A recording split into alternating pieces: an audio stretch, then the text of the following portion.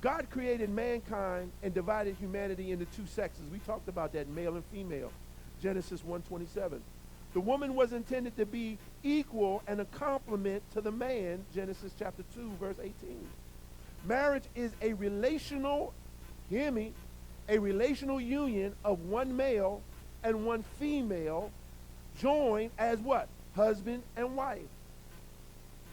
Marriage is a covenantal agreement and arrangement of functional oneness. Malachi chapter 2:14. What does that mean?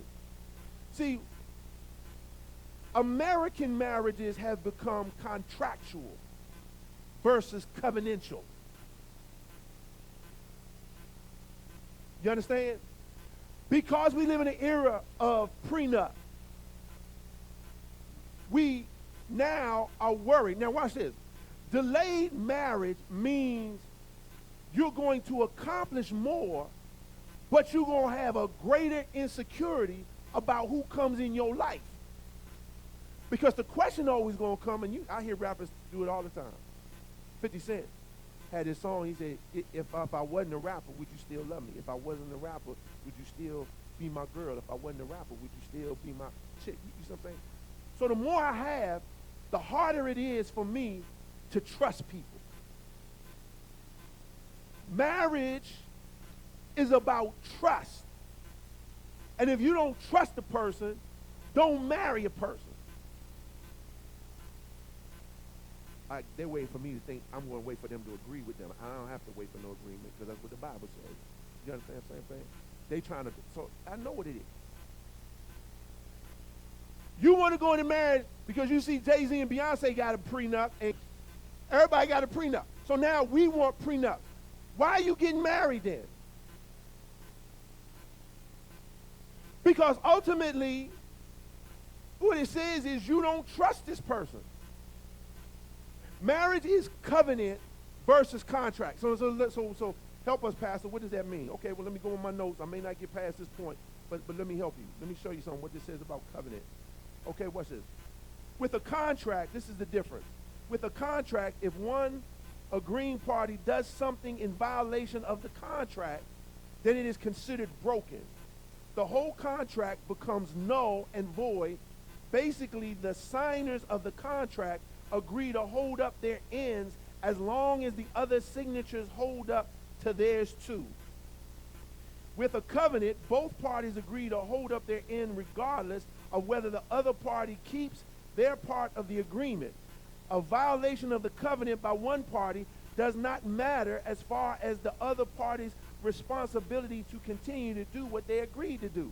In other words, watch this, a covenant is based on your strengths for my weaknesses. My strengths for your weaknesses. It don't matter if you mess up. This covenant is ratified by blood. Okay, I'm going down 2 Street. I told you, this might be part 1 of part 2, so watch this.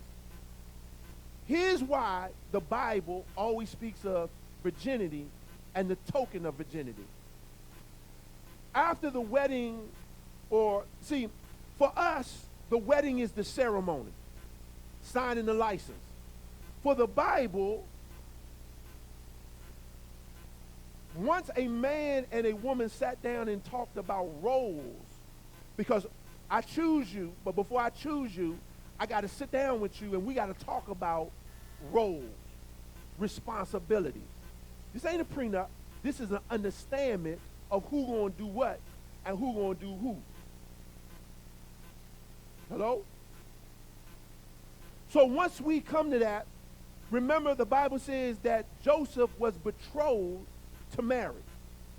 They were considered married in the betrothal, but it was not sealed because there was no shedding of blood. Mary was a virgin. Virginity was important because on the night after the wedding, and by the way, their wedding celebrations were 7 days long. After the wedding ceremony, they would go to the house that the son would build and the father would have to inspect. He could not get his bride until his father signed off on the home that he had prepared for his wife. That's why while he was gone, watch this, he would leave, they would do the covenant, he would leave and then go prepare his home. And then his father had to sign off on what he built for his wife. Usually he built a room on the side of his parents' house. That's why Jesus ain't come back yet, because Father hasn't signed off on the house he has for his people. Remember John 14, Jesus said, I go and prepare a place for you. He can't come back until his bride has made herself ready and he has signed off on heaven. Now she would prepare herself with her bridesmaids and they would help her get ready. She would then, once she's ready, she had to wait until she heard the shout of the bridegroom coming to get her. Because when he came, he shouted, here I come. Then they would go, he would get her and her bridesmaid, and he would take her back to the house. Once he got to the house, the whole bridal party would wait outside of the room until they finished consummating the marriage. Why were they waiting? Because he had to take the sheet that they had consummated on and bring the sheet outside to show the blood that it was consummated. Now I ain't waiting outside of none of y'all room on y'all honeymoon night, so don't even look at me like that.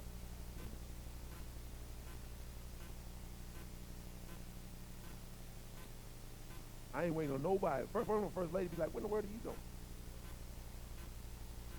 You're a pervert. You see the power of the blood? Now watch this. If there was no blood, that means that somebody else had broken the hymen and she belonged to somebody else.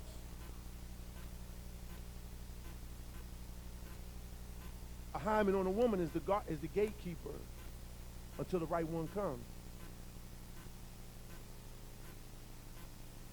Aren't you glad? See, that's why Jesus shed his blood.